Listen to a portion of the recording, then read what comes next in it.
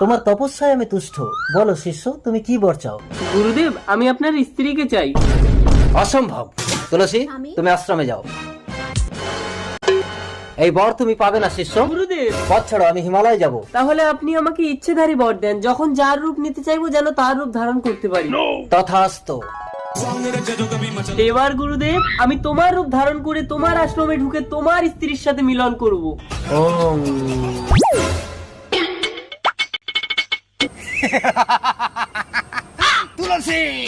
এ কি স্বামী, তুমি হিমালয়ে যাওনি? হিমালয় যাওয়ার আগে তোমার সাথে মিলনের জন্য মন যে বড় ব্যাকুল তুলসী। চলো স্বামী।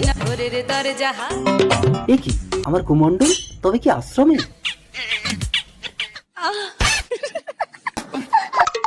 তুলসী, তুলসী, তুলসী, আমার স্বামী তো বাইরে, তাহলে তুমি কে?